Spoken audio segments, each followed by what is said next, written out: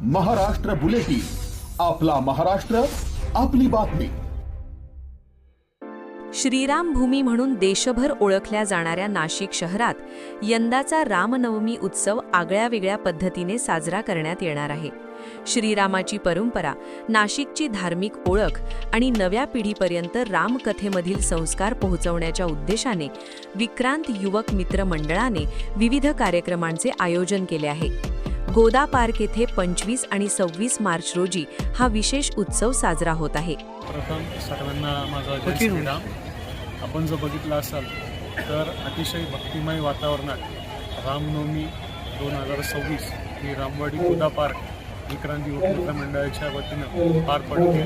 जर आपण बघितलं असाल तर अतिशय चांगला प्रतिसाद हा नागरिकांनी दिलेला आहे. जे काही आपलं आजचं व्याख्यान होतं, आपण जर गर्दी बघितली असाल तर गर्दी ही कुटुंब होती. आणि मी सर्वांना असंच आवाहन करतो की उद्या देखील आपण सर्वांनी असाच प्रतिसाद द्यावा आणि भक्तिमय वातावरणात आपण एक आदर्श म्हणून सामील व्हा.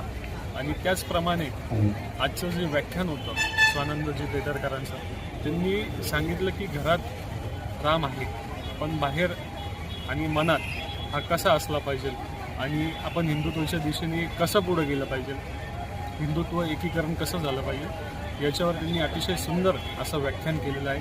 आणि मी नागरिकांना विनंती करतो की उद्या देखील महाआरती आपण आयोजित केलेली आहे, ढोल महोत्सव आयोजित केलेला आहे. तर निश्चितपणाने उद्या देखील आपण गोदा पार्क या ठिकाणी उपस्थित राहून कार्यक्रमाची शोभा वाढवण्यात येईल. जय श्रीराम. रामनवमीच्या पूर्वसंध्येला ख्यातनाम व्याख्याते स्वानंद बैदरकर यांचे स्मरण करूया श्रीरामाचे या विषयावर व्याख्यान आयोजित करण्यात आले होते. स्मरण करूया श्रीरामाचे या विषयाच्या अनुषंगानं आज बोलताना आनंद यासाठी होतो की राम हा एक दशावतारातला एक महत्त्वाचा अवतार म्हणून आपण सातत्यानं मानत आलो, त्याची पूजा करत आलो. पण सध्याचा काळ हा असा आहे की नुसतं पूजा करून चालणार नाही, तर राम नावाचं जे तत्त्व आहे, राम नावाचा जो विचार आहे आणि राम नावाचं जे एकूण चिंतन आहे ते सगळं जनामनामध्ये रुजलं पाहिजे. त्याच्यातून ते पुन्हा उगवून येऊन प्रत्येकाच्या कृतीमध्ये जोपर्यंत राम येत नाही तोपर्यंत स्मरण रामाचं हे काही फारसं वरवरच्या पातळीवर राहील. तर ते मूलभूत व्हावं, ते खोलवर व्हावं आणि नव्या समाजरचनेमध्ये, नव्या समाजाच्या बांधणीमध्ये रामाचा विचार यावा, यासाठी खरं तर सातत्यानं प्रयत्न करण्याची गरज आहे आणि ती आपण करायला हवी, करतो आहोत. पण ते करताना राम हा देवघरात बसवला आहे, इथे आपल्याला थांबवून चालणार नाही. तर राम आपल्याला कृतीत आणण्यासाठी काय केलं पाहिजे, यासाठी वाचन, मनन, चिंतन आणि लेखन या घटकांमधून राम हा जनामनात पोचला पाहिजे. नवमीच्या निमित्तानं आपण गेली अनेक वर्ष किंवा शेकडो वर्ष काळ्या रामाच्या निमित्तानं जे स्मरण करतो रामाचा रथ आपल्याला दरवर्षी आपल्याकडे निघत असतो. पण या वर्षापासून खरं तर आपण असा संकल्प केला पाहिजे, कुंभमेळ्याचं वर्ष आहे, सिंहस्थाचं वर्ष आहे.